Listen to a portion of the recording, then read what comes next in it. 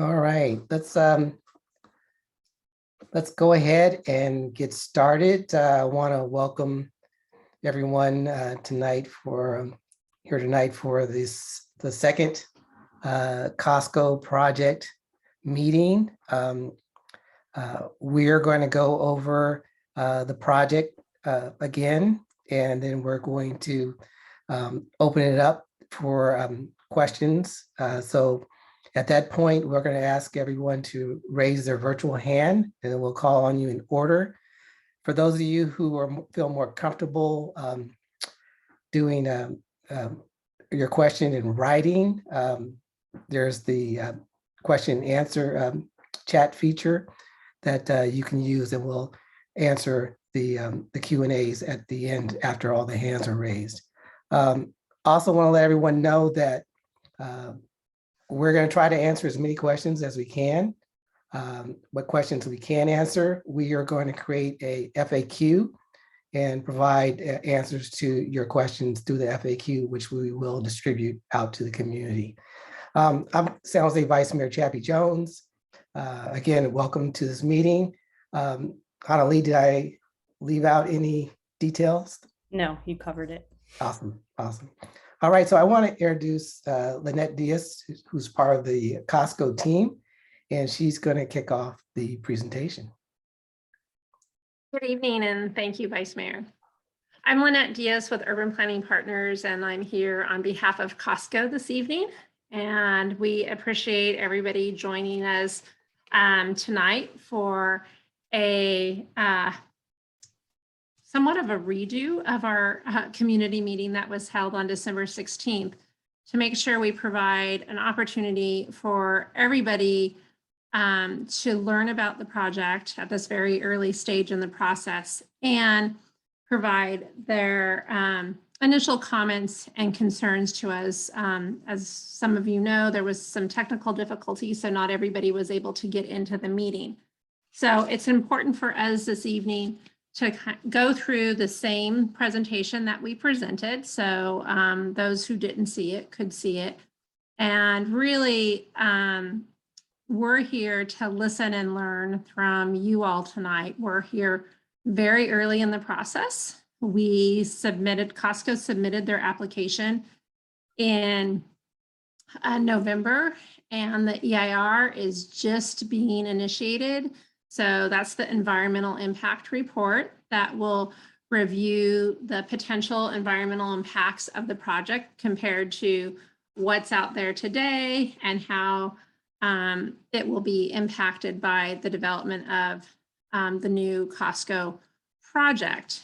And so we are early in the process. We're still, we haven't got any of the analysis back on the environmental impact report. So we have a ways to go, but we wanted to make sure we got out to the community, introduced ourselves. You guys heard about the project from us firsthand. And so we'll try to answer some of the questions this evening. As Vice Mayor mentioned, we'll be developing frequently asked questions with responses to a lot of the questions you present tonight. Many of those we will go away and prepare our comments, our responses so that they're comprehensive, thoughtful, and they also take into considerations the questions and comments that we received back on December 16th. Just want to spend another minute on the planning process. So the EIR is just being initiated. The notice of preparation will go out saying that the city has decided that an EIR will be prepared. Will be going out any day now. And we have a scoping meeting. The city is hosting a scoping meeting regarding what will be evaluated in the EIR, and you all are encouraged to participate. And it will be on January, let me get the date right here, January 24th at 6 p.m. And if you want to make sure you get noticed for that meeting, I suggest you reach out to Anale, to the Vice Mayor's office, and they can make sure you get on the mailing list if you're not already. And they'll also, I know they'll also be promoting it through their social media and communications as well. So that's really the first formal meeting that the city will be having, and it's before the EIR analysis has even started. It's more for you all and for agencies to provide comments about what your concerns are so they can make sure that they are addressed in the environmental impact report. And then that provides good information for the city to provide comments on the comment project and potentially Costco to refine their project based on the information that's provided. But just to emphasize, we don't have any of that right now. So we don't have a lot of answers at this point in time. Once the draft EIR is completed, it will be published for public review in a draft form, and everybody will have an opportunity to review it, ask questions, make comments, and then the city's environmental consultant will go back and revise the draft document and provide responses to all the comments received. So that's a year and a half process, year to year and a half process. So, you know, we are early in the process, and then from there, that's when the city will start considering the project more seriously in detail once they have all that information. And then ultimately it will go to the Planning Commission for review and consideration. And it will also go to the council as well. So that's just a quick overview to help everybody understand how early we are in the process. And I'm going to hand it over to one of my colleagues in just a few minutes, but I did just want to quickly introduce the other members of our team that are here tonight. We have Kim Katz with Costco. We have Ryan Gillard and Henry Avila, both with Donahue Schreiber, who are the owners of the shopping center. Eric Schaunauer with who's helping us on the planning process. Mike DeBrodo also with Costco, and Dave Babcock. And also Amy Lopez with Kittleson, who is here to hear concerns related to transportation. So with that, I think I will go ahead and hand it over to Joseph, our project architect, and he's going to go through our presentation. Thank you, Lynette. Again, Joseph Welch with MG2.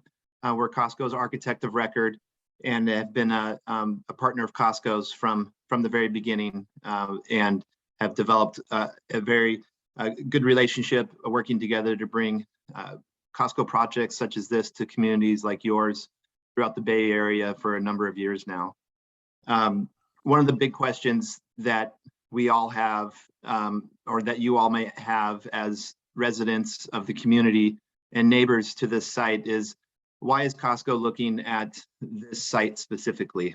Westgate West Shopping Center. As you can see from this first slide, this shows locations of neighboring Costco's. Almaden, San Jose, Great Oaks location. We have also, Santa Clara and Sunnyvale. And as you can see, and as what Costco's market research indicates, that there's need for another warehouse in this location. One thing that's beneficial to Costco is that it's a membership warehouse. And in that, we understand a lot about our members. And we know that about 68% of the current households in this region, in this area specifically, are already Costco members. As you may know, as you may shop at one of these other locations, they're quite busy. They're actually too busy. The shopper experience isn't as it's not as enjoyable as Costco would like it to be for their members. And so the need for another location to relieve pressure on those warehouses is definitely why we're looking at this site specifically in this neighborhood. So this is also in line with helping to address some of not only the statewide initiatives, but the city desires to reduce greenhouse gases associated with emissions. Right now, with this project, we'd be reducing the vehicle miles traveled by our members to these other locations by providing a much more convenient location for them to shop at. One of the benefits that Costco can bring to a community, obviously the sales tax, and obviously, as I just mentioned, the servicing of the members currently in the area. Another of the big benefits is the number of jobs it can bring. Costco is known as being a retailer that provides good quality jobs. They promote from within and give great benefits. So it's a desirable aspect to many communities. Next slide shows a bit more detail. Obviously, you all being from the area are familiar with it, but just to give you some context here of the site and how it relates to both Saratoga and Lawrence Expressway being the major thoroughfares along with Prospect Road. And current picture shows the existing conditions with the number of the buildings that we anticipate removing. This slide is a little bit closer look. It does have the new site plan superimposed, but on the left side of the slide, it shows some pictures of the existing conditions. One of the things that Donahue Schreiber has seeked out Costco for is to help invigorate this center. There are some tenants that are doing well and that are going to remain as part of this development, but having an anchor such as Costco will help all the current tenants, and as well as remove some of the excess space that is being underutilized currently. So moving on here, showing some detail as to what would be demolished as part of this project. We plan on demolishing 3 different buildings. They're highlighted here in yellow, and the total square footage of these buildings are about 188,000 square feet. The new Costco, for reference, is about 166,000 square feet. So you have a net loss of about 22,000 square feet of retail. This shows the new Costco highlighted in yellow here. And it may be hard to see, but you can see the footprint of the existing buildings here that are dashed in red. One other thing you'll notice is that there is the 3rd building in this area that we're referring to as Pad F is also going to be demolished to make for additional surface parking for the center. And there's a reconfiguration of the main drive off of Prospect that brings the drive in a serpentine to make it align more clearly with the entrance to the Costco parking structure. So you may notice from this picture, the Costco property would consist of the top half of the Westgate West Center. It's a smaller site than what Costco would typically be going into, but it is a redevelopment site. And it's a model that Costco has done successfully. Specifically, they've had success with this model in Asia, where we have a high density, which is the type of density we're looking at in this neighborhood. And also in Mexico and in Europe, specifically Great Britain. And in this scenario, we'd be parking on the roof. So that serpentine drive, if you can follow the hand here, would bring the members in from Prospect directly to the ramp that would take them up the upper levels of the parking lot. More about the site and our site planning. The reason why we've located the building where we have, there's been obviously a lot of conversation about that. And we located the building in this orientation to specifically respect the neighborhood to the north. We've done this to orientate our receiving dock to the south to ensure that we could reduce the amount of noise pollution that might be created by that activity as far away from the residents as we could. It is essentially being tucked in a alleyway here that is framed not only by the existing retail center to the south, but to the business park to the west, and obviously, sorry, to the east, and then the Costco building to the east, with the receiving dock wall to the north of it. That's a dock that is graded to where the trucks will obviously would be able to back into that. And so the trucks would be completely concealed within the dock from the residents to the north. On the west side of the building, we have our tire center, which is where it would typically be located. In this instance, we have a bit of a different scenario because we have incorporated our vertical circulation. Now, vertical circulation means where we have our freight elevators and what we like to call travelators. And travelators will take the members from the parking area down to the entrance and then back up to their vehicles after shopping. And if they're uncomfortable with the travelators, we'll be providing freight elevators as well. The entrance to the warehouse is directly adjacent to this. We've created almost an entry plaza area because of the space that we have up in that area of the warehouse. Working around the warehouse here in light yellow, you can see that we have our ramp taking you up to the top of the deck of the parking area. And then in the blue, again, you can see the receiving area.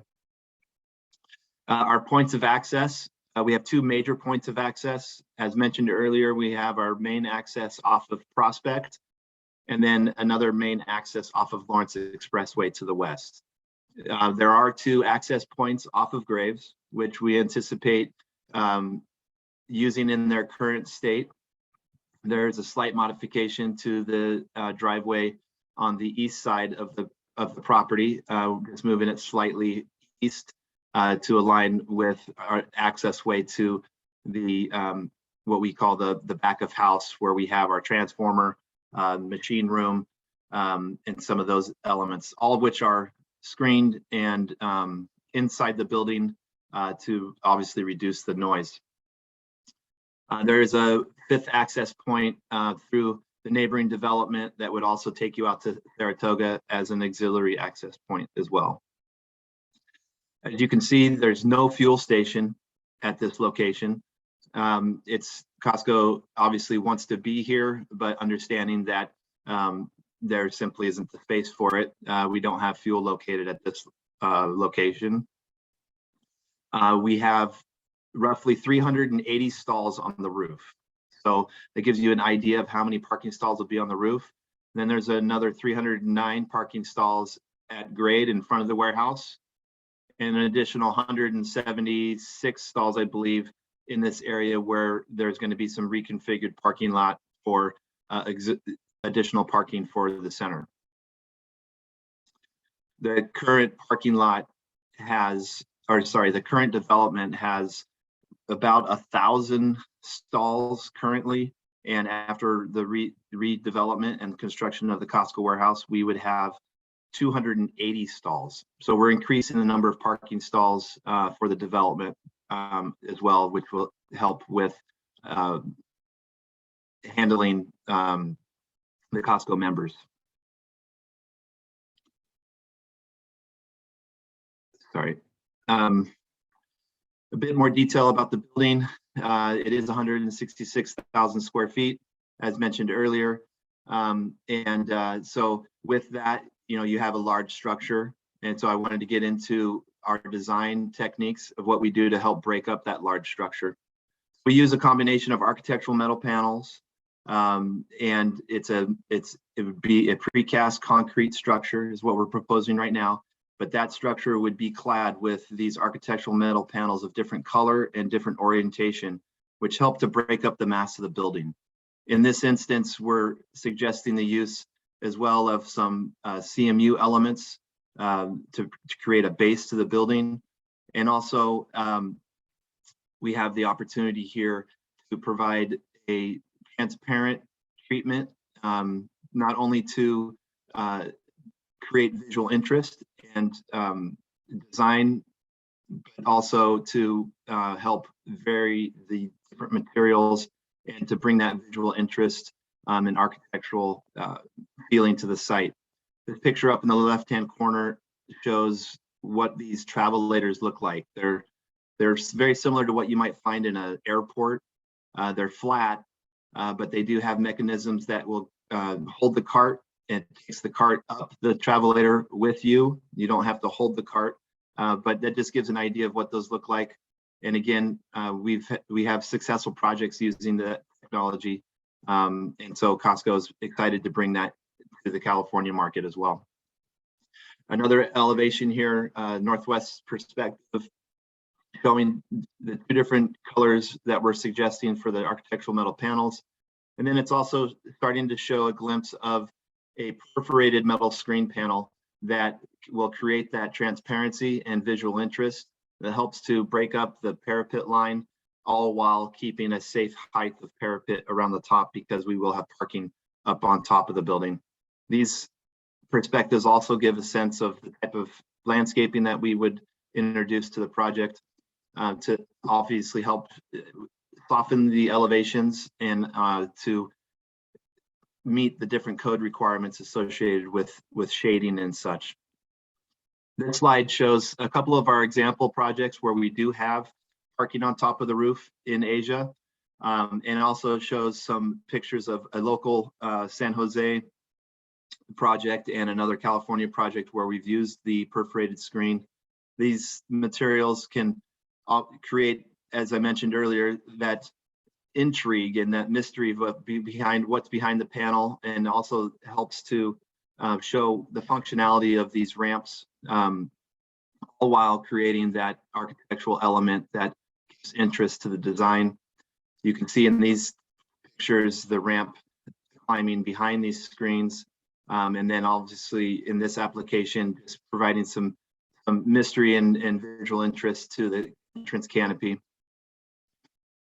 Then as it relates to our design, you can see how our single ramp would climb up, because we have just one level of parking. There's just one single ramp behind this area.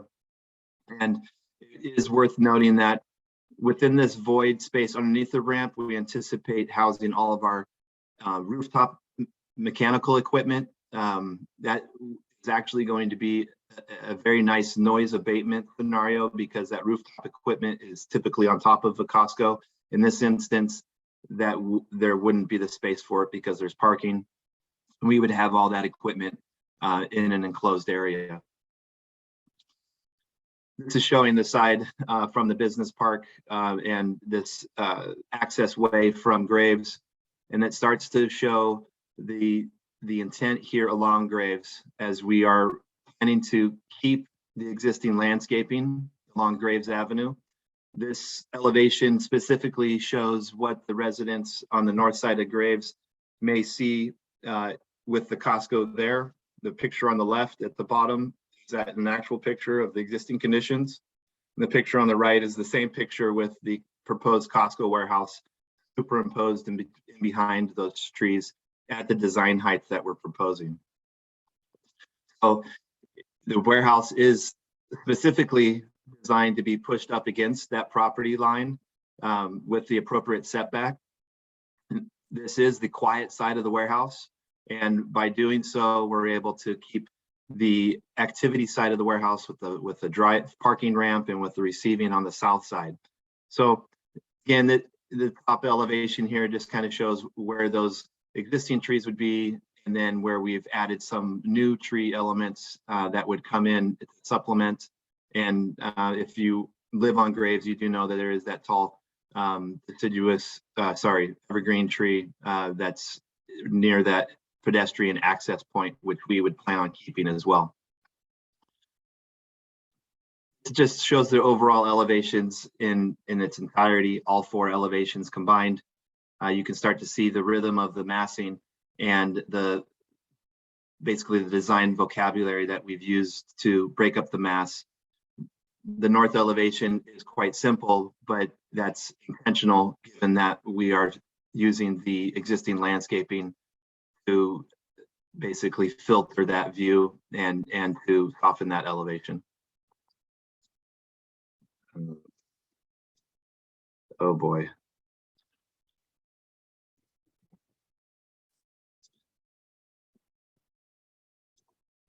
Sorry, I just lost that. I'm gonna have to pull that back up, but that was just at the end of the presentation. So as I pull that back up, I would like to state that now we'd like to get into the answering some of the questions. Let's see that there have been quite a few listed in the Q&A category. So Lynette, can you maybe start reviewing those, and I'll pull the final site plan up that we can use for reference.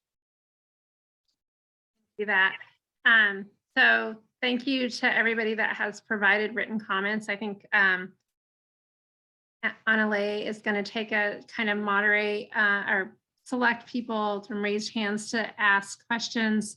The questions that have been provided so far are very thoughtful and pretty specific, which we really appreciate because they're actually easier for us to collect information and provide responses back to. A lot of them relate specifically to concerns related to transport traffic on adjacent and nearby roadways, site access, the graves access, all of those.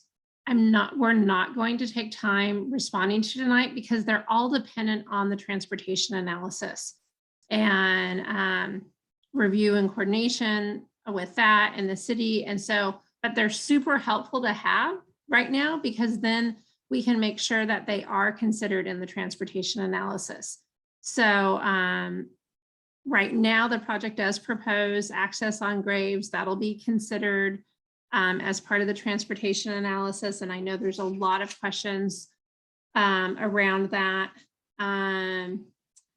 There were questions about some comparisons to other Costco projects. Those answers we don't have right off the top of our head or right now. So we will provide responses to that and follow up with specific information.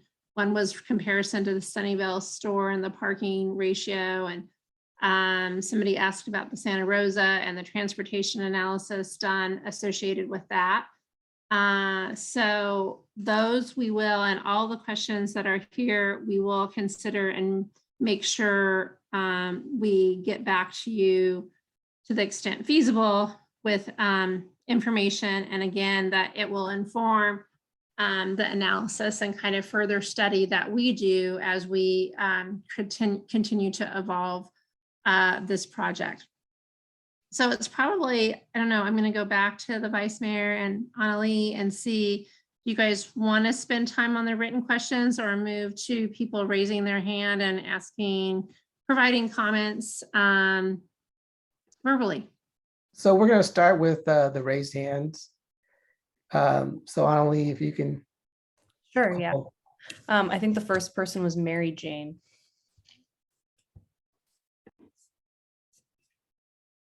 I think I have to.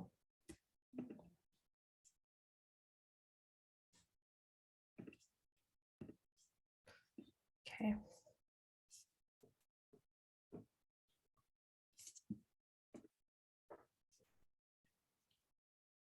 Mary Jane. It looks like she got dropped off. Okay. Okay, we can move on to the next person. Carlin Black. Okay, yeah, this is Carlin Black, and Costco really needs to understand that the future of Costco is urban, and they can practice right here at this urban village site that they're trying to change into a sprawling parking lot. And they can start by stacking all of their member parking on top of the Costco.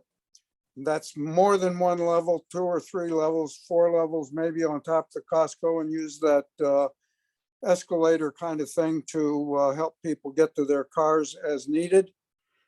And this will eliminate the hated trek that all Costco members have to do to take their loaded cart through an endless parking lot to try and find their car. And it would be very easy for them to, in an urban environment, just take that escalator right upstairs to the parking levels on the above.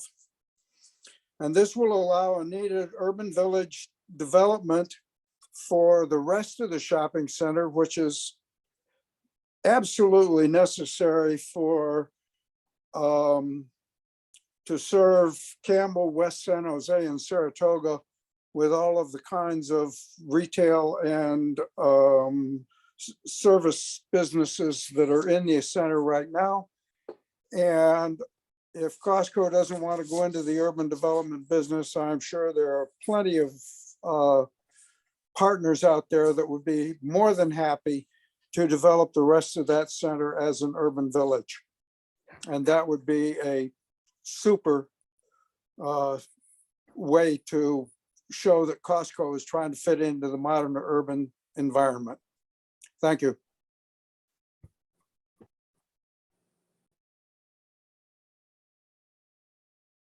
Okay, we can move on to Art Kulako. Sorry if I mispronounced your name.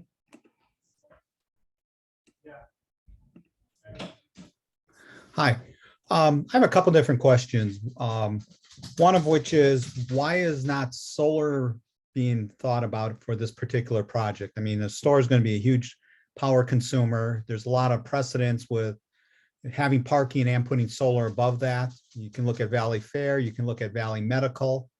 I think that should be added to the project in a major way.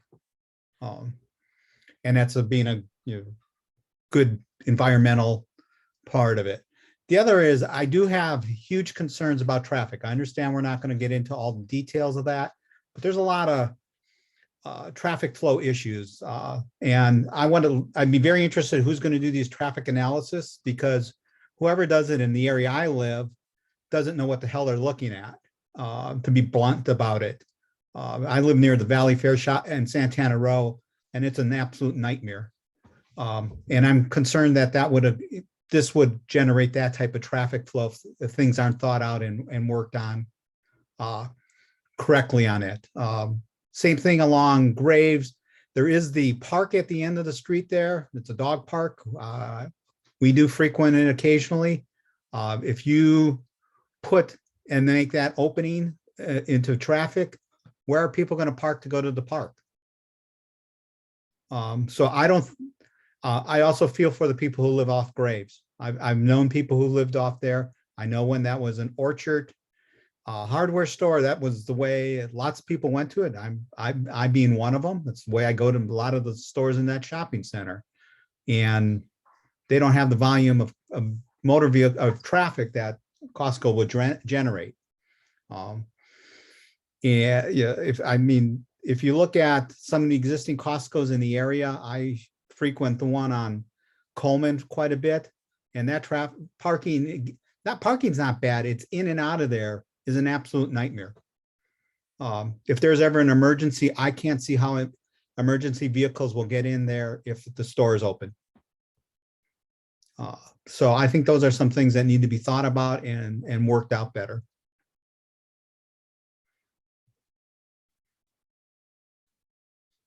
Thank you. Hmm? Okay, Gary Smith. Thank you. First of all, I'm a local resident. My name is Gary Smith. I live on English Drive, which is just west of Lawrence Expressway, about 2 or 3 blocks. I've lived here about 15, 16 years. My concern, and discounting whenever this will happen or whatever, but in the present, on the traffic analysis, I got in late at the last meeting. I was able to get in, but Eric mentioned that the traffic analysis has been done. I mentioned about knowing the El Paseo shopping center that's further along in the process than this. It has a proposed 12-story residential building and another 10-story and 2 7-stories and a 3-story. And Saratoga likely will put up commercial right across the street from where there'll be new housing, because that's been in Saratoga's view for a long time. So I just feel it's really important to disclose to the residents, anybody, really what this traffic analysis is. What is the software? What is the algorithm? What are the tight points? Are they being, analyzed? When Prospect High School gets out, when it comes in, when there's graduations, when there's, football championship games at Westmont High School, that people come up, these situations, please let the public know what that is, rather than just saying, oh, well, we've done traffic analysis and it shows that this will work. I think that's okay to say, but please let the public really see what that is. And also, I think there's the case to be said for the retail merchants who are there, Smart and Final in particular. As a local resident, I would prefer not to see them go. That's just my own feeling. But the main thing is the transportation, and more than just saying, oh, well, we did a study and all this will work out. Again, well, that's my view. Thank you. Thank you. And I can just address that briefly. The traffic analysis that will be in the EIR will be very comprehensive, and the technical data to back it up will be in there as well. And you've raised some good comments that can be considered in the scope of that analysis. So I encourage you to also share those with the city planning department with the scoping for it. But we will also be looking at those.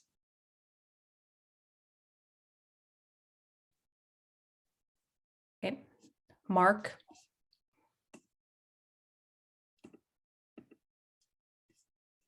Yeah, hi. Can you hear me?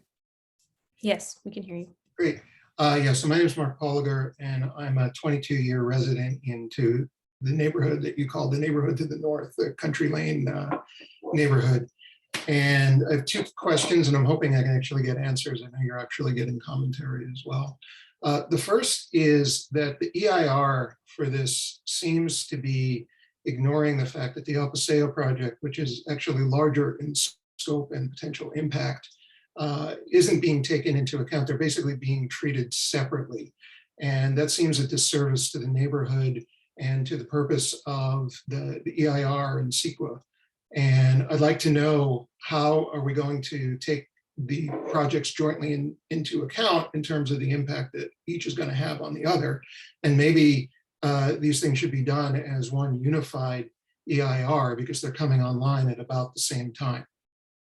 And is there anyone here in the room who can respond to whether or not the effect of one on the other is going to be taken into account in any of the kind of studies, whether it's transportation, net trips, mass transit, et cetera?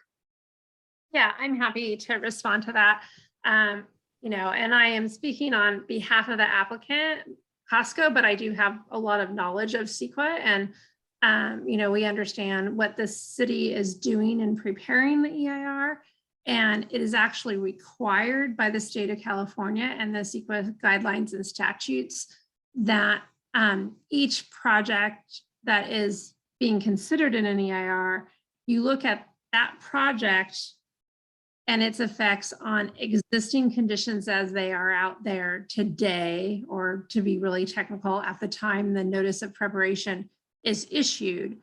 You also have to look at the existing conditions as they're projected to be with other projects that are in the planning process and are anticipated to be built out over time. And so the El Paseo project absolutely will be considered in the analysis of the cumulative condition.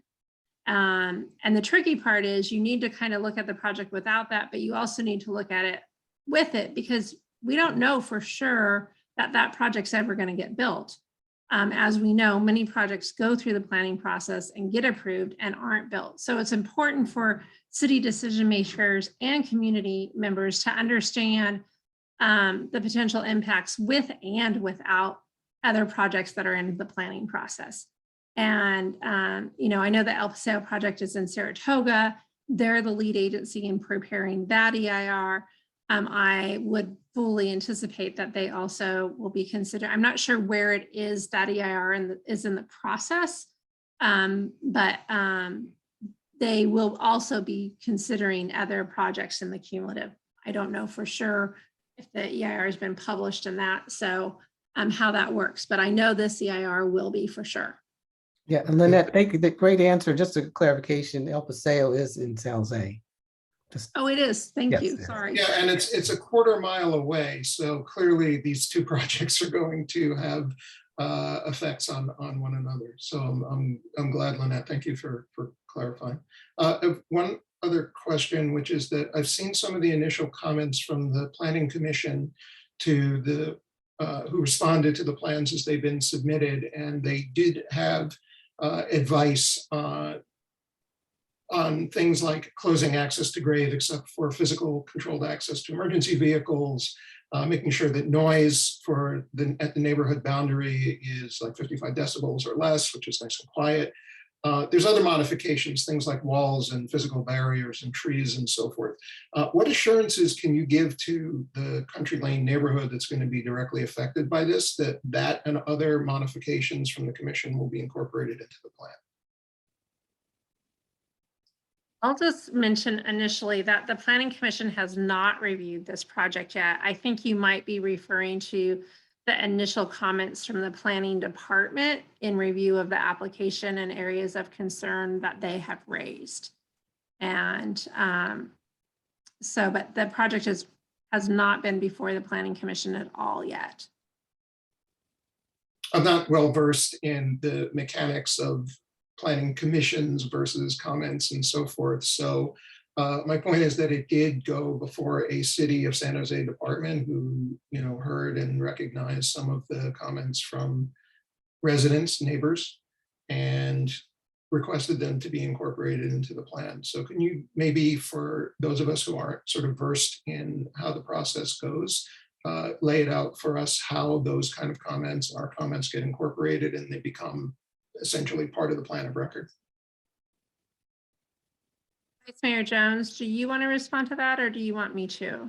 I'm actually going to ask Eric to walk everybody through the process.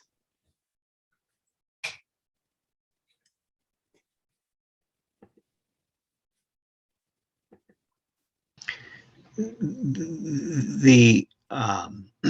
I think, yeah, this is Eric Schoenauer. I believe Lynette covered the overall process, but to get into a little bit more detail, there are two parallel city processes happening at the same time.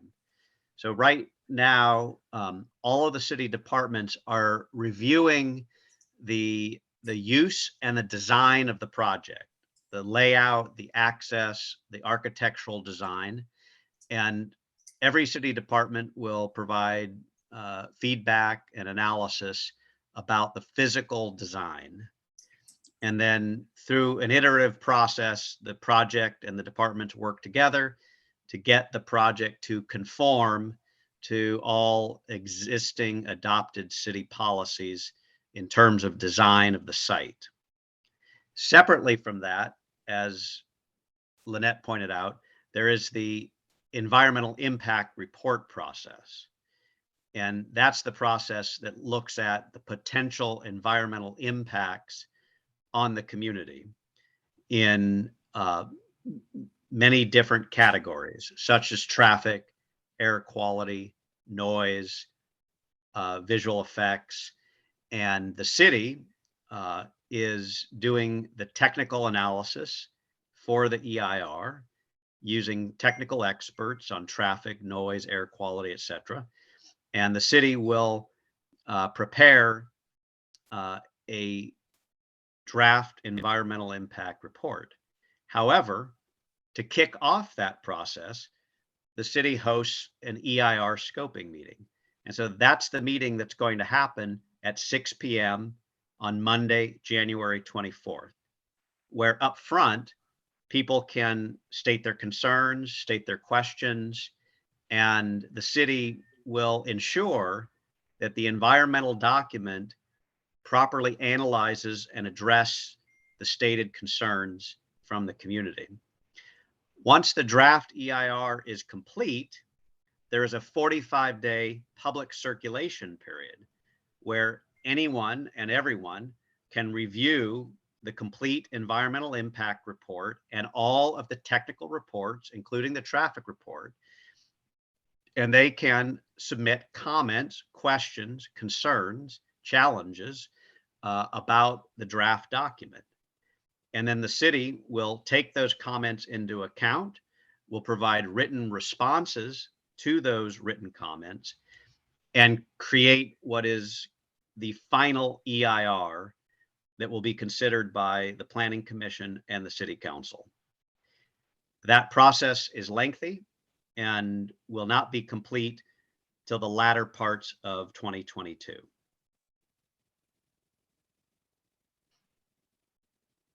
Thank you, Eric. Yeah, I appreciate the walkthrough, Eric. So then what should we as residents make of the comments that came from the city to this point so far? Those are the city department's first review of the project. And now the project has to work with the city departments to make any necessary revisions to ensure that the project conforms to a city adopted policy. So it's an initial review.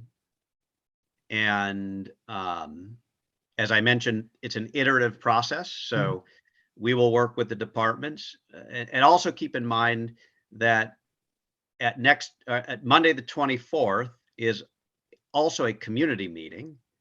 So the city staff will also be hearing people's opinions about site layout, design, and so forth, in addition to environmental impacts. And the planning department can take those inputs into account when working with Costco to finalize the layout and design of the site. Yeah, thank you. That was another question I had, is when is the official City Planning Commission's community meeting? And it sounds like that's coincident with the EIR commentary. Is that correct? Yeah, just to be clear, that on January 24th, that is a planning department community meeting and a planning department EIR scoping meeting. So it does not involve the planning commission. At the end of the process, this project will have to go in front of the city's planning commission first for their recommendations, and then it will go to the city council for a final decision. And that happens at the end of the process, late in 2022.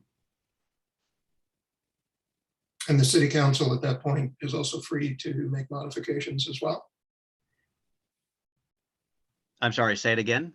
Does the city council accept the input from the prior process and decide on that plan as it's written, or do they have the opportunity to make modifications as well? The city council always has the ability to make modifications, and the city council takes into account the full public process. So the staff report will include summaries of all the comments received from the public. The city council will have the benefit of the final EIR and all of its analysis.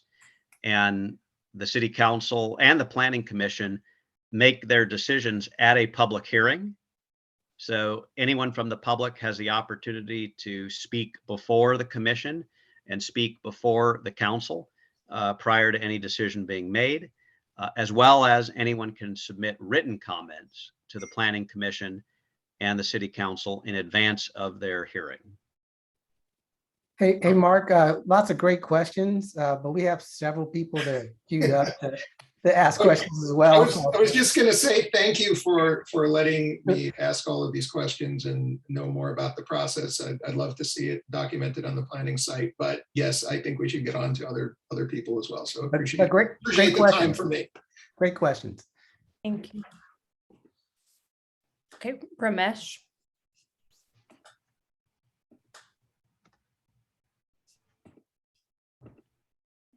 Okay, can you hear me now? Yeah, we can Okay, hear. thank you. Sorry about that. I was not able to unmute till now. Okay, my thanks to the planning department for requiring closure of Graves Avenue from the shopping center, honoring previous commitment made.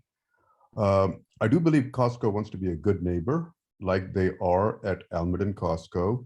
At Almaden Costco, they built a wall to seal off the residential area from Costco. So there's absolutely no pedestrian or traffic access from the residential area to Costco at Almaden Costco. I'm requesting Costco to please build a similar wall between Lawrence Expressway to Saratoga Avenue, basically connecting to the wall that already exists behind the townhomes. So that's question number one. Can you please consider that? And then I have a second question. If you want to be a good neighbor, you don't want to wake up your neighbors with your operations late in the night. So I'm asking you to please limit your operations 6 a.m. to 10 p.m. And I'm asking also the city, Councilman Chappie and team, to not grant an exception that allows them to operate beyond those hours. Thank you.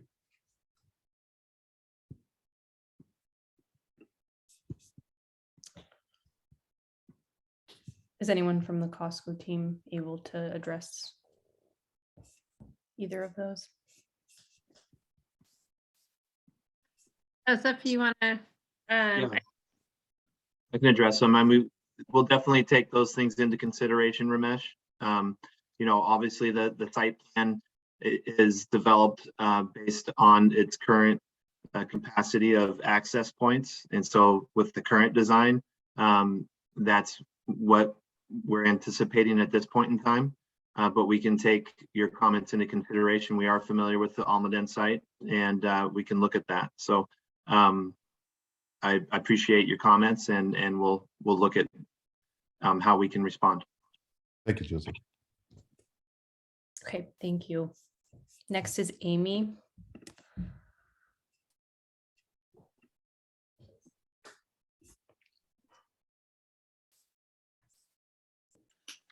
Hi. Can you hear me? Yes, we can hear you.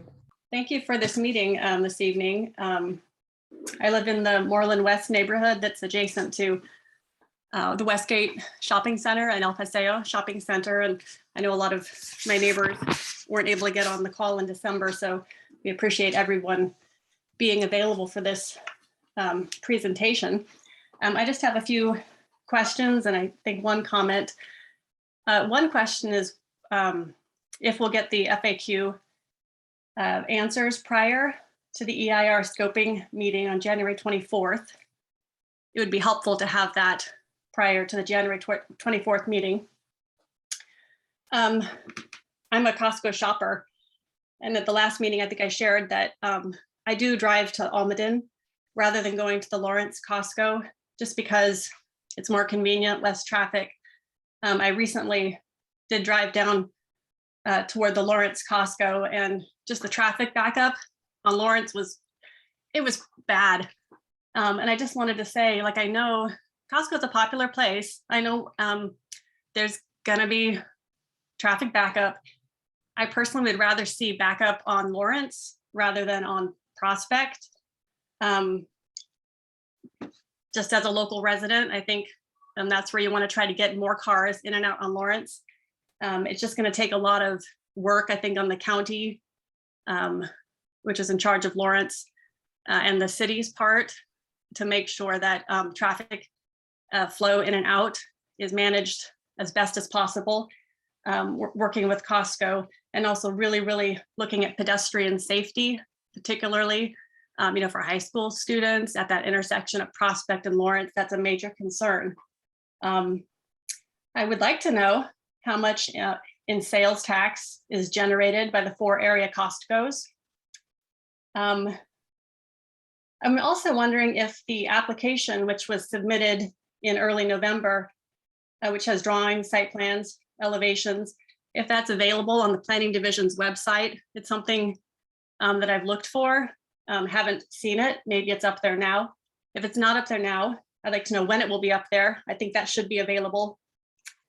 And I would also like to have, examples of similarly sized, designed Costco's with similar surroundings, parking space ratios. I saw there were some photos and a reference to similar Costco's in Asia. in Europe, in Mexico. I was really hoping to see one of these Uber urban models, something we could see nearby. But even if there's something overseas, if you could provide, more information and the frequently asked questions, so we could go look that up. The drawings that were presented tonight, it was really small writing. It was hard to see where some of those were located. We had asked in December too about examples of Costco's located very close to schools and how that's worked out. So I do really want to know where that's been successful. And I guess a couple other things.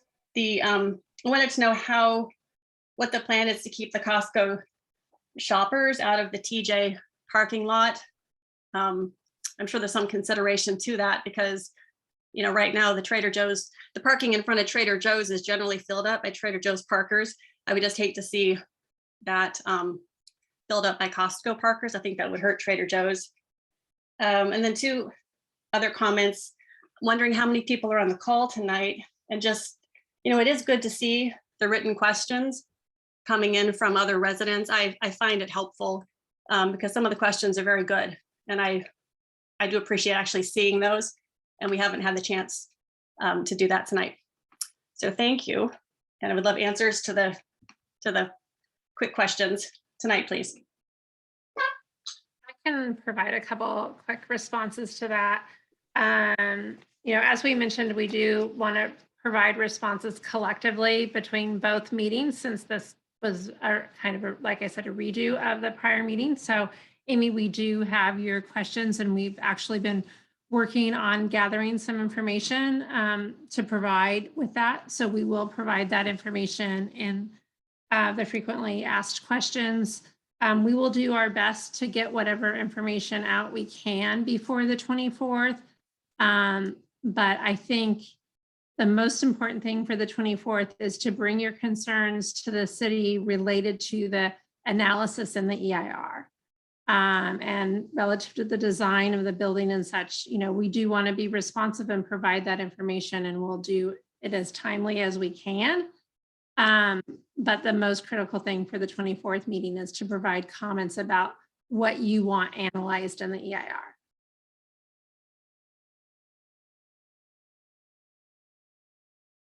To address a bit about the TJ parking, the redesign of the drive as it comes in.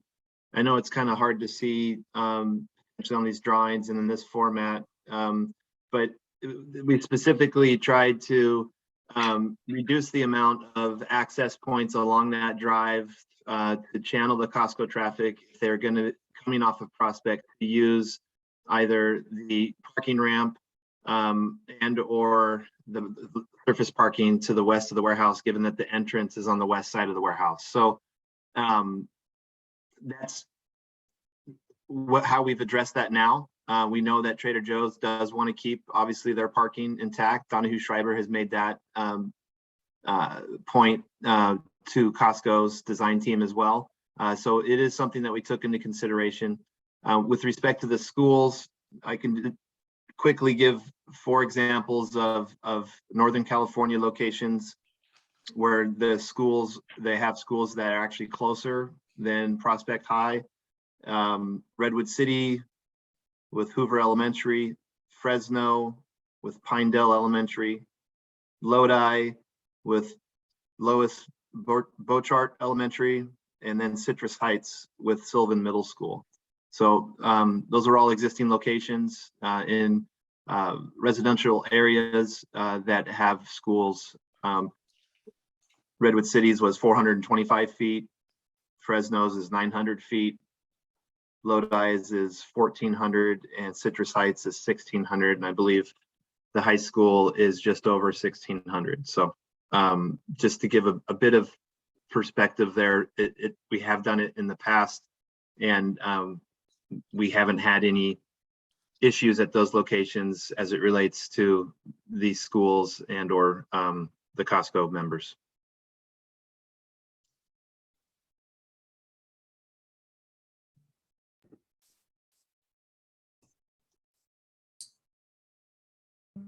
Anyone else? Okay. Next is Lisa.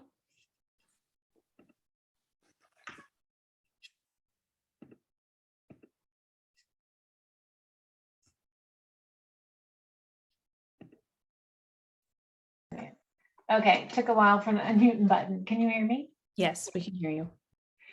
So first I want to say, I actually applaud Donahue Schreiber for, at least thus far, keeping Westgate West as a retail center. We are becoming such a retail desert in the area. And with the loss of some of El Paseo coming up for more housing, more bodies, but less retail, I'm grateful that Donahue Schreiber is keeping it retail. That's the first thing. Lynette mentioned in part of her response to someone that in the traffic studies in the EIR, approved but not yet built properties will be considered. That's always the case. The problem is, and she also mentioned how often projects are approved but not built. But the problem with that thinking is those projects are approved, they are therefore entitled properties and can be sold to someone else who will build them. And that happens very often. I think it's really important for people to know that Eric Schoenauer is not only representing Costco, but he's also working with Sandhill Property on El Paseo. So just keep that in mind in the future, unless something's changed. The EIR process, traffic studies need to be done during the active school months, not during the summer. That's super important because sometimes there's an effort to deceive the traffic study by doing it out of school time. And even with COVID and partial school, it needs to be considered, in my opinion. And people in that neighborhood, please keep pushing that point. The EIR process in general, someone named Gary was concerned that the city and the developer will report, okay, we've had the EIR, we did the study, and all of this will work out. It's a very real concern that sometimes it doesn't work out. Often EIRs suggest mitigations, or they'll say, oh, this is a horrible situation, but it can't be mitigated. So, well, we're going to do it anyway. So please, people, just pay attention. Just because they do the study doesn't mean it's handled correctly in the end. I would remind people too, in addition to applauding Donahue Schreiber for keeping it retail, that they could go in, as far as I know, and do an SB 35 and SB 50. They could do all sorts of ugly things there. So please try to consider what could happen if this doesn't happen. I personally wouldn't really want to be in the Country Lane neighborhood, and I totally respect your concerns, but it could be very, very much worse. And in those cases, they don't have to have an EIR study. Horrible. Thank you, California politician. The Prospect entrance is horrible. It has been for a long time. So a reconfiguration of that is much needed and appreciated by me and many I know. Hopefully it's not another weird, chaotic thing that comes into play, but the fact that it's being reconfigured is a plus, in my opinion. I would like someone to speak to the plan for lighting on the rooftop parking, because lighting is much needed when you're hauling all this stuff in the dark and trying to load your car up. There needs to be lighting on the rooftop. That's parking. That's not a surprise, but it hasn't been spoken of. And I want you to please very carefully respect Country Lane neighborhood and dark sky considerations, because it hasn't been talked about. It needs to be talked about so that they know what may be coming. And then there was another gentleman who suggested solar arrays on that roof, which would be a great use, and it may also help to shield some of that lighting from the neighborhood. So please consider that for both reasons, the solar advantage and the protection of the neighborhood. And I probably have more to say, but I think I've taken enough time, and I appreciate super much, that's not very good language, that you are having this second meeting. And Mike DeBrada, I live in Cupertino, and we in Cupertino call you Costco Mike because you were trying to get us to get Costco in Cupertino, and I'm close enough where this will become my new Costco if it happens. I currently Lawrence, but I wasn't big pro, big con in Cupertino, but I do see the need for it, especially as we get more and more density on other sites where people are taking advantage of all those horrible bills that the state has approved. So I'll be quiet now. Thank you very much. And that's to us all. Thank you.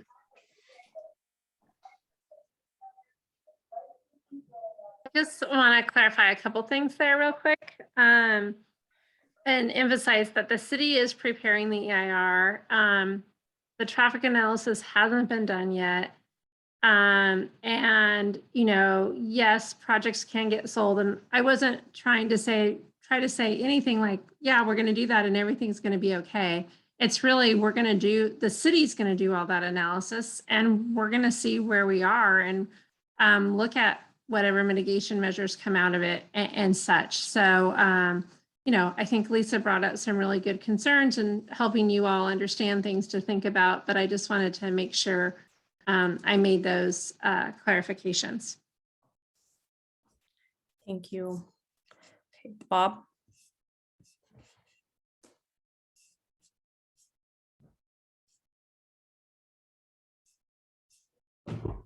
All right, thank you. This is Bob Levy.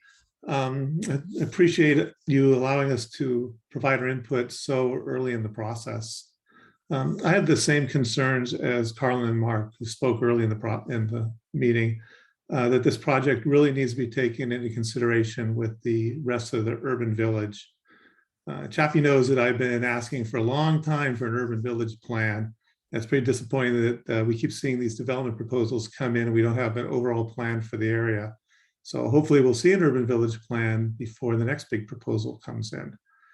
But I'd like to make sure that when the IR is done and all the analysis is done, is taken into context with the urban village plan.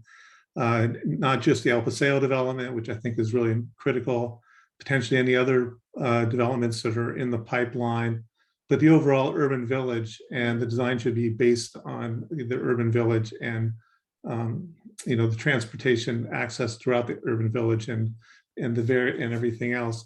One of the things that has not yet been brought up is pedestrian and bicycle access to the site. We had one speaker, I think from Mesh, who was talking about building a wall all the way across. Well, that's not necessarily good planning from a pedestrian and bicycle access perspective.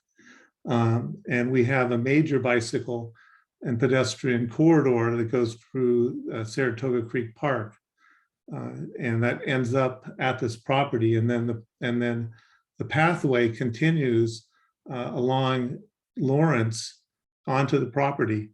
And I just want to make sure that if we have that pathway is going to continue to be in existence as a pedestrian and bicycle pathway. And sort of expanding on that concept, we'd like to make sure there's pedestrian bicycle access throughout the site and to the rest of the urban village. But at a minimum, we'd like to make sure that bicycle access and pedestrian access continues through the site up to Prospect as it does now. Is that in the plans? Joseph or Dave, you want to address that? I mean, we would keep in place any of the pathways that are there existing. That would be a requirement of the planning department if it's a recognized pathway. I had mentioned earlier we had planned to keep the pedestrian access point at Graves and right at the northwest corner of the site of the building where the hand is hovering now, there's currently a pedestrian access point into the property there, which we are planning to keep along with the landscaping that's there. Okay, Sorry, go ahead, Bob. Oh, as far as that one access is concerned, it needs to be a curb cut there and make it ADA and bicycle compatible. It's not right now, it's just a curb. Okay. Yeah, I haven't walked that curb area yet, but it looked from the pictures, so my mistake there. But it did look like there was bollards in place and you know, a pedestrian friendly scenario there. So but as the planning department will require, we will have to provide access throughout the site for our members. We definitely have a requirement by Costco that they have a requirement within their site to ensure that everything is ADA compliant throughout the site as it relates to slopes and other elements of that nature. So the pedestrian traffic is important to Costco as well. And so we will be taking that into consideration. All right, if you want to be a good neighbor, you can make that curb cut now and make that ADA and bicycle friendly. One more comment, and that is I agree with Art, and I think that it'd be great to see solar on top of all the parking structures. All the parking. And Bob, I just want to point out that the pedestrian and bike access are also priorities for the city, and they will be, I'm sure they'll be considered in the EIR as well. Okay, great. Thank you very much. Jim? Hi, thank you. Can you hear me? Yes.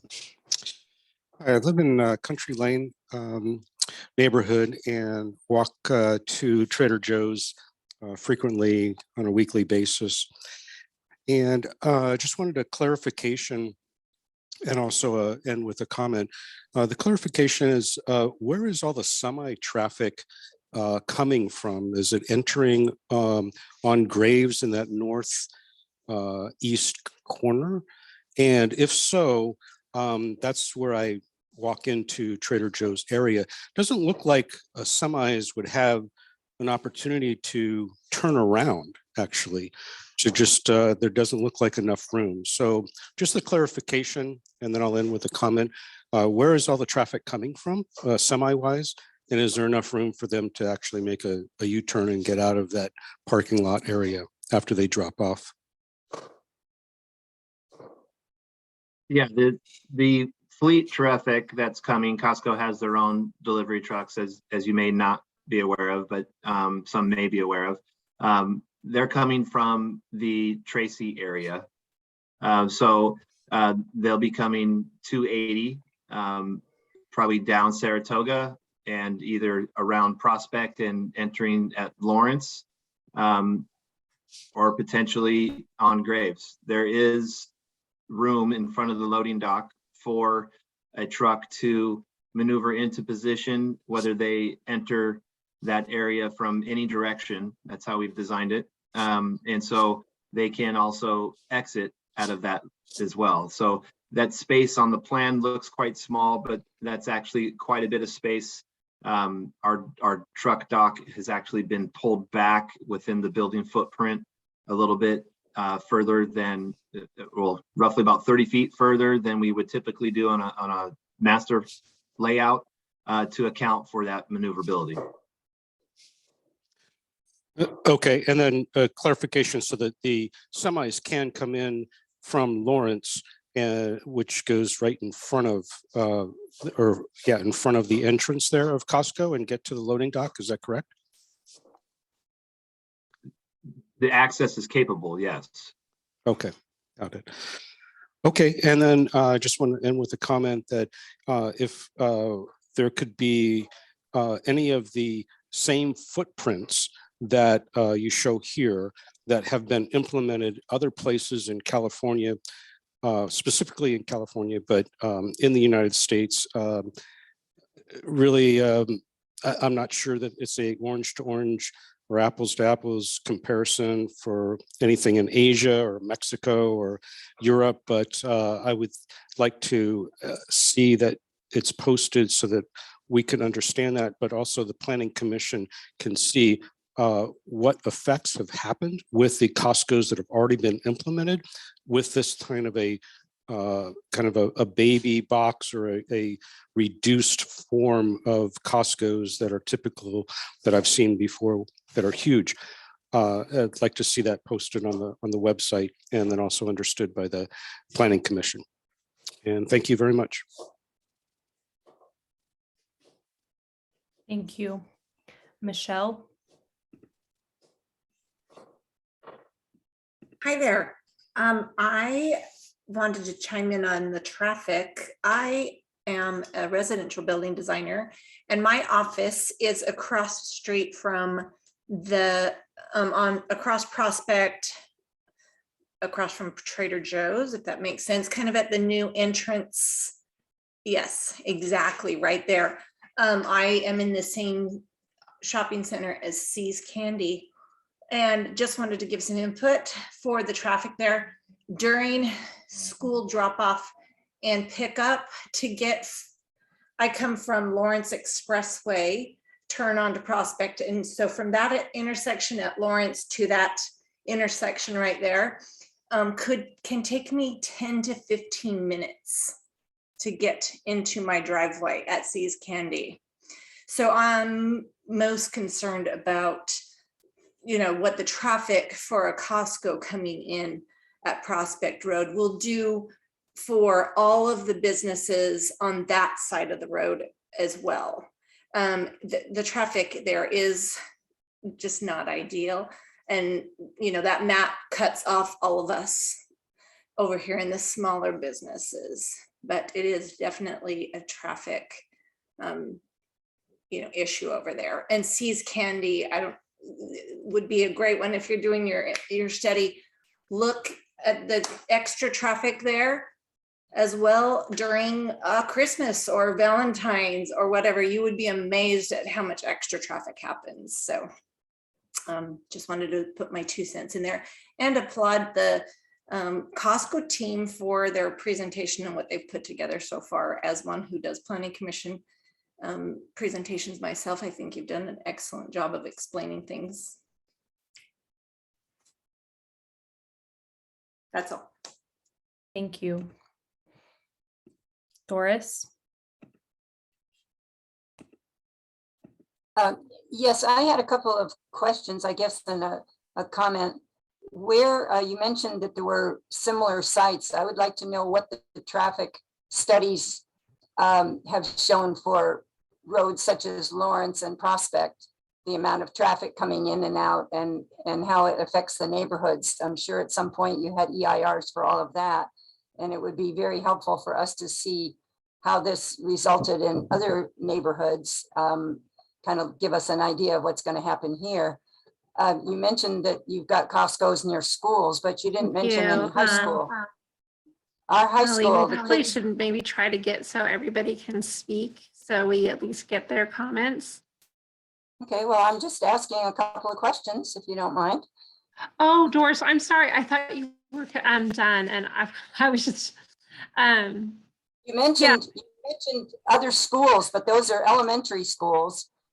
We're talking about kids who walk and the traffic and them trying to cross and just the danger of the bicycles and the high school students, which is a lot different than parents. Right. The elementary schools. My other question is, I don't see anything green in this layout as far as parkland, and isn't there a requirement that parkland be included? And my last comment, I realize the EIR will cover the massive amount of traffic on Lawrence as it goes down to get onto Highway 85. This is the only entrance to Highway 85 in our area. That is a major freeway, and so we're looking forward to seeing how that goes. Thank you. I appreciate your answers about the comparisons of the other Costco's. Yes, thank you, Doris. And I apologize. I did not do very well, but I was trying to say that we would bring you that information or to the best we could. when we provide the written responses and information. And we'll do that for all 3 of your comments. Thank you. Roma,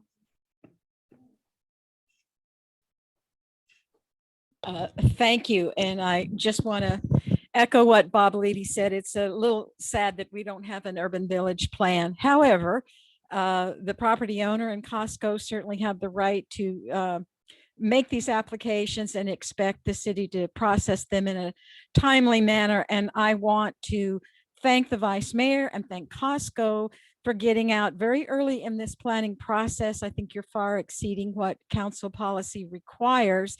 And I am not going to belabor the concerns about traffic. You've heard that tonight. I just want to go on record saying to Costco folks that I hope you set a new standard for traffic impact analysis in San Jose, and that you exceed what is the legal minimum in terms of intersections analyzed. Otherwise, I fear you will have hundreds of people showing up. I'm really looking forward to reading it and seeing how it works with VMT as opposed to the old LOS and how all of that is going to work. But I also want to put one thing on the record that I'm not clear on, and I hope that question will be answered. I'm not clear how much about site circulation is going to be in the traffic analysis, the actual site circulation. I won't belabor how we're all worried about access to Trader Joe's. However, I just want to make a point and ask a question. I've always wondered. I respect Costco greatly, and I am a Costco shopper, and I am very excited as a senior citizen to have one close to my house, so I'm not driving all the way out to Almaden, which is now my favorite in the county. Why? I've often observed over the years that it's not so much that there's inadequate parking places, but there isn't anybody moving cars along to stop just sort of somebody waiting for a space. The gridlock that I live not too far on the site, and my life is up and down Saratoga Avenue. And I can tell you, when CVS was there, you could make that right turn onto Saratoga and literally have to slam on the brakes to not rear into car. Especially during peak times of traffic and during holiday season, to make that right turn into the lot there. So I am, again, very concerned about gridlock that's going to result, and I look forward to seeing it. And I wish you'd put somebody out actually in those parking sites, in those parking lots, to help with traffic flow, similar to what you see on an Army base. And I think it would improve the user experience. And I sure wish you could do something creative with all those beige walls, because it gets tiresome looking at them. But I just want to echo that I really do have great respect for Costco and the way you do your business. And thank you for looking at our neighborhood with what appears to be an innovative plan. And I look forward to the scoping meeting. Thank you. Thank you. Thank you, Roma. I'll certainly go back to our operations and ask them about, why we would or would not do traffic controls inside the parking lot.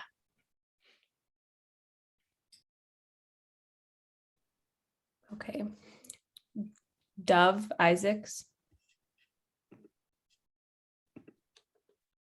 Yes, thank you very much for holding this session, the second session.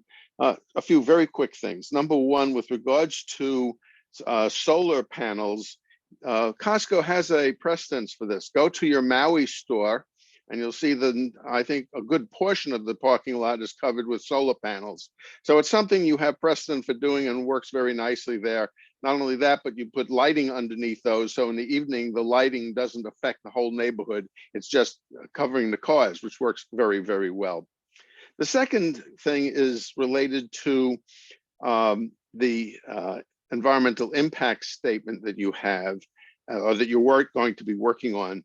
And I brought this up at the last meeting. I haven't heard anything subsequent to this, but this nice little triangle between Prospect and Lawrence and Saratoga Avenue is currently planned for Senate Bill 8, Senate Bill 9, et cetera, high density, 5 to 10 story high housing, okay, in the next few years, that Saratoga really doesn't have much control over. There's a possibility of up to 500 housing units in there. That's going to dramatically affect the traffic on all these roads, not to count the other similar types of things for another 700 or so housing units along Saratoga Avenue in Saratoga itself. That all affects Costco, no matter how good, wonderful Costco by itself is, and its 55-gallon drums of industrial strength ketchup, et cetera, that you have a traffic problem that, of monumental proportions is going to occur if and when, and I think it's a matter of when that housing will be. See's Candy is bupkis compared to 500 housing units at that same intersection that currently goes to Trader Joe's and Costco off of Prospect. I tend to sense that San Jose doesn't give a rat's ass about what's happening in the adjoining municipalities. Maybe the same is true the other way around as well. But this is going to be a major problem. And I think that the Costco team should seriously consider this and talk with Saratoga about this so that we don't have a fait accompli with an absolute nightmare when this whole thing is accomplished. I think that's about all I have. Thank you. Thank you. Nancy?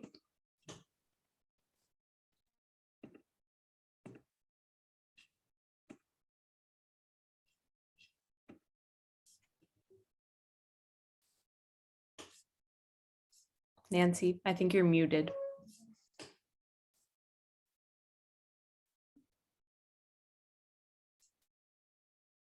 Okay. Oh, can you hear me? Yeah. I don't really have anything. I clicked on something, but all the questions that I might have had have already been asked. Thank you. Okay, thank you. Alan? Yeah, hi, thank you. One of my questions was, I heard at the beginning of the presentation that the total square footage for this is going to be less than the current retail space. But I don't know if I missed, for the store itself, the merchandising section, how does that compare to the other adjacent Costco's around us, either the Almaden or the Lawrence one in Sunnyvale? Is this going to be on about the same scale of merchandising space, or is it going to be a smaller, more of a convenience store Costco? Because I found some Costco's don't carry some merchandise that others do, and I'm just curious as to that scale. Joseph, you want to get that? Yeah, no problem. Thanks for the question, Alan. This is actually larger than Almaden, larger than any of the warehouses that I had earlier up on the screen as far as the sales area. A new warehouse has about 161,000 square foot footprint. This one is 166 just because of the additional space associated with the vertical transportation. But as far as the sales floor area, this is going to have Costco's, it's proposed to have Costco's latest and greatest layout. So it will have all the products that you're expecting to see with all their popular SKUs and popular ancillaries as well. Okay, thank you. And the other question I had is on the south side there along Prospect, where today there's, I think, a AAA office and then a few restaurants. Are all of those going away with this? And if those retailers are losing those facilities, are they planning to relocate either within the property somewhere or somewhere adjacent? Have you had any discussions with them?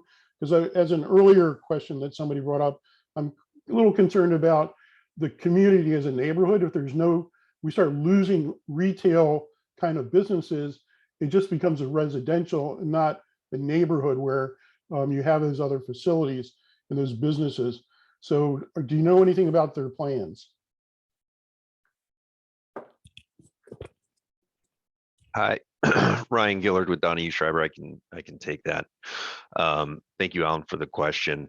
The building that you had mentioned with AAA, that's unaffected by this. That's the one along Prospect that will remain intact.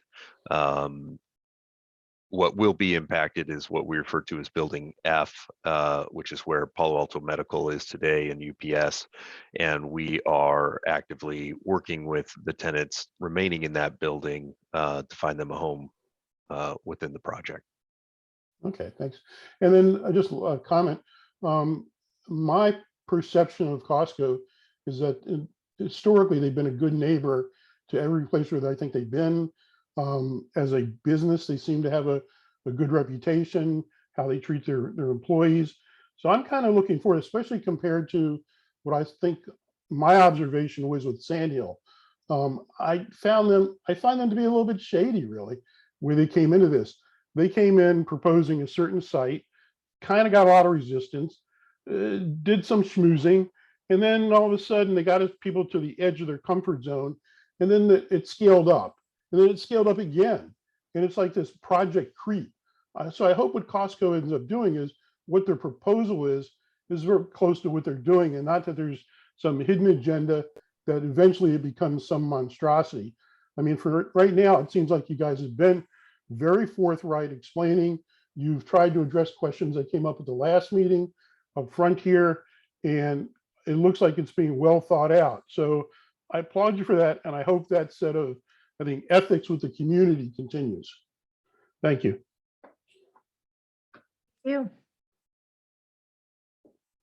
Thank you. Okay, Rosemary. Thank you very much, and thank you for the opportunity of having this. Again, many of us did miss the first session. There's a lot of good information here. I won't repeat the issues. You already know about the traffic. I like the solar idea, especially with the lighting. The comments that Dov Isaacs made was really great. I'm sorry if I missed it, but I had noticed that this is being recorded. Is this going to be made available so that those who were not able to attend can also be informed? Yes, this meeting will be recorded. Great, thank you. Okay, and finally, I think Ramesh. Can you hear me? Yes. Hi, which Hi. Ramesh? Which Ramesh? I'm sorry. Oh, sorry, the other Ramesh. Got it. Yeah. No, which Ramesh did you have? Because you unmuted me. Okay. How about there's the same spelling. There's one with a capital R. So how about that one? Okay, can you hear me? Yes, I can hear you. Okay, so everyone has already talked to the points with regards to the traffic and the EIR. A couple of questions that I have is that when the EIR is being scoped out with respect to the traffic analysis, is this going to take into account the pre-COVID traffic levels? That's my number one question.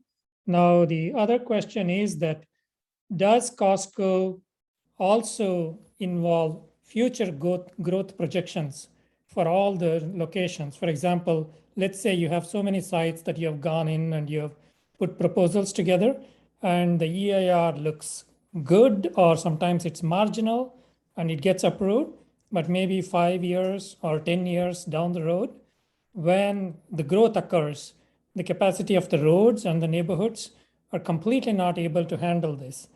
Is there analysis and reports that are available for such approvals that Costco will be willing to share, and to see from their projected approvals and their estimates that happened at the time when they went in for the approval to what happens 5 years or 10 years down the road? Because the roads are not going to change. We cannot sort of add more lanes in any of these residential neighborhoods or in any of these pockets, because everything is filled up and clogged up. So nothing is going to change. What's going to change is either more businesses coming in or more developments happening. So this is my real concern. So if anyone wants to answer that question, that would be great. Yeah, I think, really appreciate the comment and the thinking. It's something that everybody is dealing with right now, and the city, will consider that in the traffic analysis and the EIR, and and we'll decide kind of what assumptions to make relative to that and growth. And that's, this is a great comment to bring to the scoping session, because it is something that needs to be considered. And it is something that, assumptions and factors are being presented to help consider that in the analysis. But really encourage you to present that to the city at the scoping meeting. Okay, thank you. Thank you.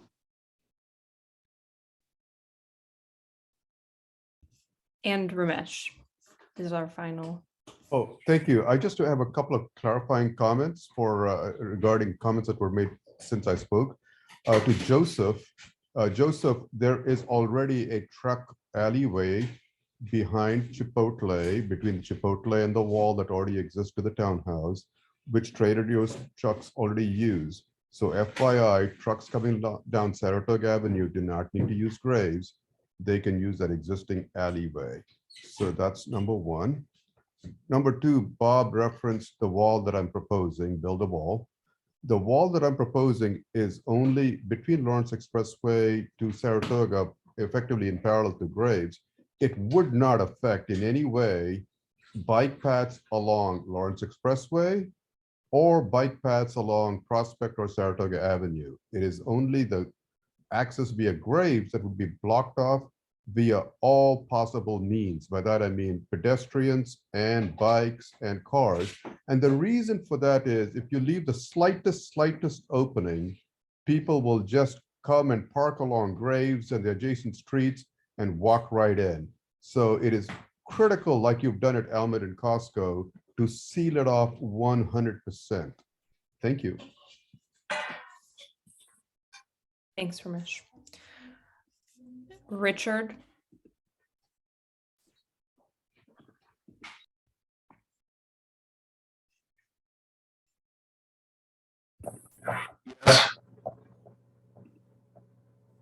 Can you hear me? Yeah, we can hear you. My question is, we talked about parking earlier, but I don't see any room that was designated as handicap parking. Also, next to the Costco is a professional center, which I have a doctor and a dentist in. Will that still be accessible, or would that be overtaken by the parking overflow from Costco? I'll just address quickly the handicap parking. That's a city requirement, and it will be provided at the standards that are required. And Ryan, you want to address the question about the medical? Yeah, I'm sorry. Are you referring to the West Valley Professional Center that's just to the east of the proposed Costco? Yes, I am. Sure. Oh, okay. That's not a part of our project. That's completely separate.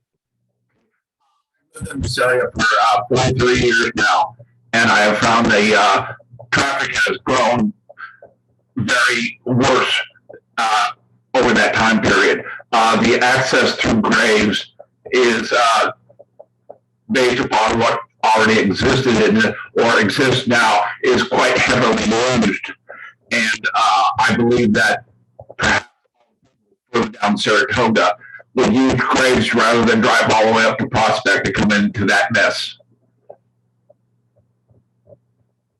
Okay, that's a good comment. Also, to make sure you share with planning regarding the scoping of the EIR, but we've also made note of it, so thank you. That the handicap and aged the community is growing substantially, so therefore the ADA requirements, minimum requirements, are not. It's very, very difficult to find a handicap parking spot at any of the Costco stores. Okay, thank you. We'll look carefully at that.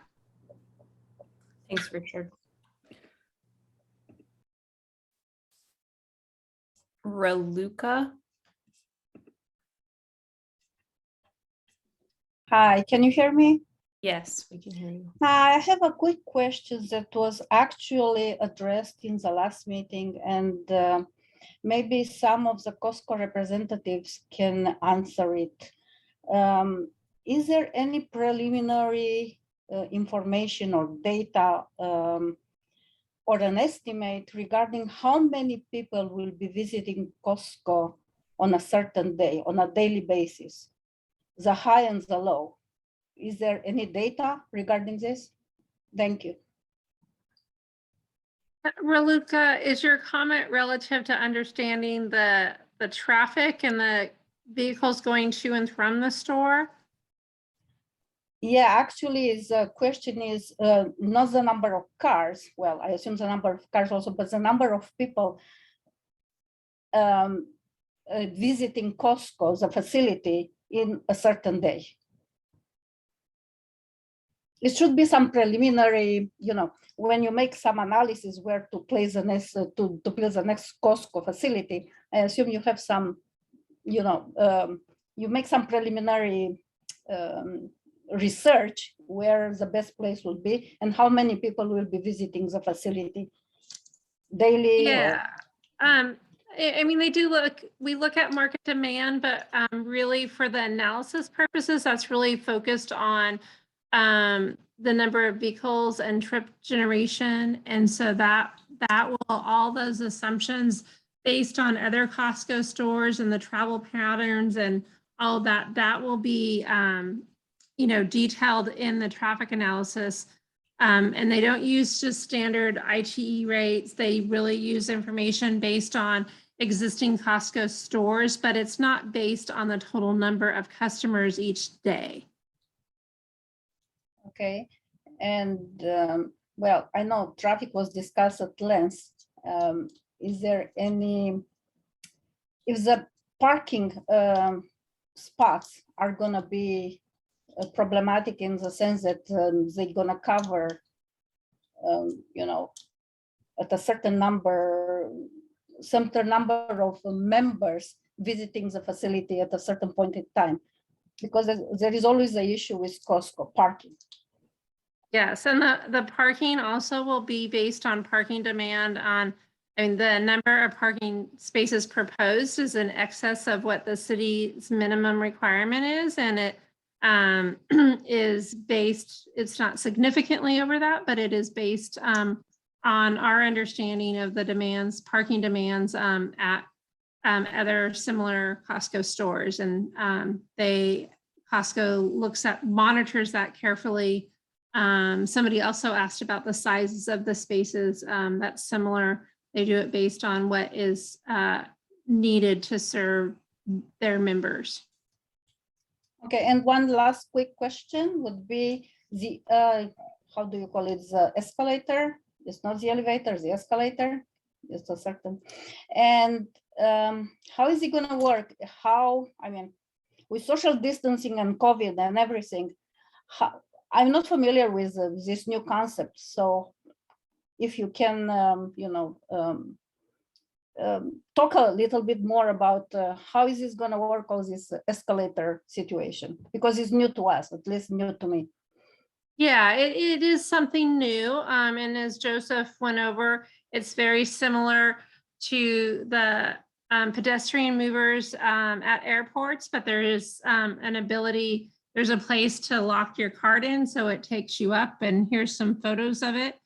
That takes your cart and you up, so you don't have to use elevators and you can use these instead. So, there's a elevation in it, and it's the ability to have your cart on it as well.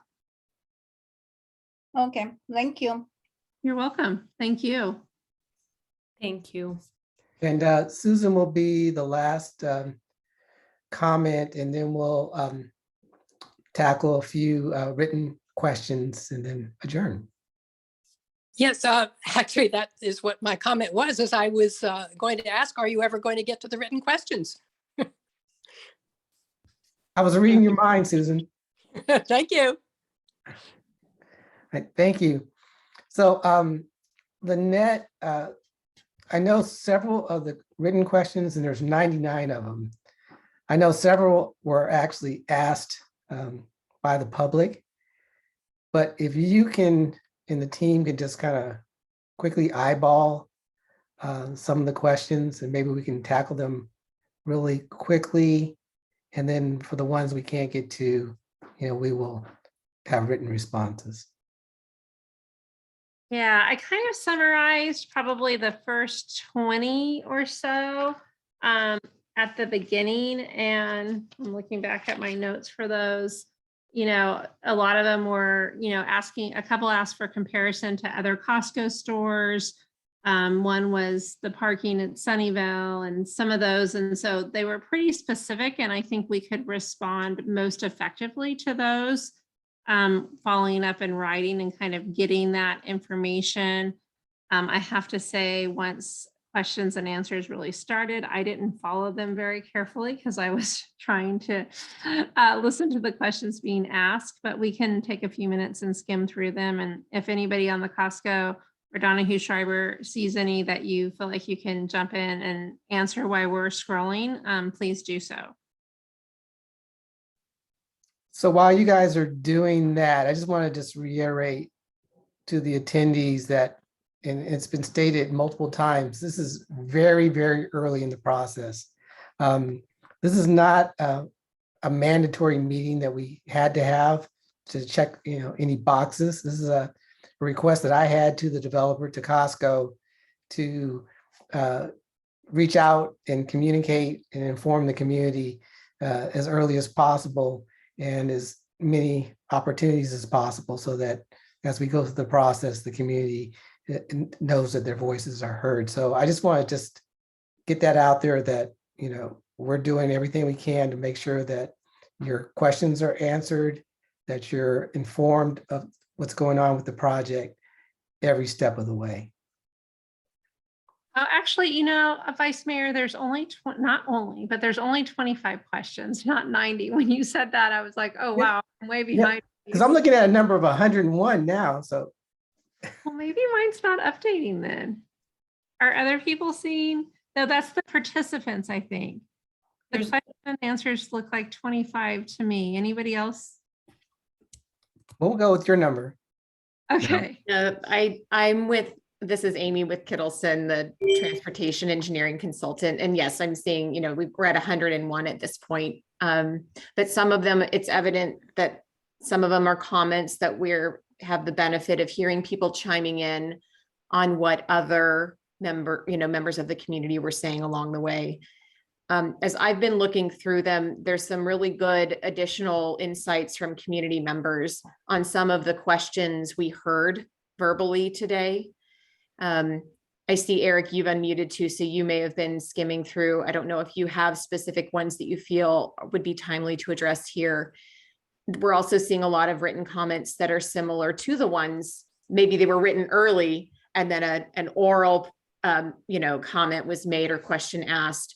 So there's quite a bit of overlap here as well that I think the team will be able to address in a meaningful way as we go back and do a little bit more research and are able to put information together in the FAQ. Eric, was there something where you were thinking? No, I agree that, that it would be best to be able to analyze these questions and put them into an FAQ format so everyone can get a thorough answer. Our office will capture the questions and send them over to you. Great, thank you. Yeah, it's really strange. I still only see 25, so I'm glad other people can see them all. All right. Well, that's the plan, and we will again get those questions and answers out to the community through all our channels, my newsletter, Nextdoor, Facebook, and any other social media platform that we can utilize. I want to thank the Costco team for participating in their second community meeting. So I appreciate that. And I want to also thank the community for coming out, being engaged. And again, there's going to be multiple opportunities to have your voices heard and your input. So we're going to just start the process, and we gave you the timeline. So it's going to be, an extended period of time where this project will go through a lot of evaluation. So again, thank you for participating, and we will keep you updated. Thank you, everybody. Thank you. Very Thank thoughtful you. questions and comments.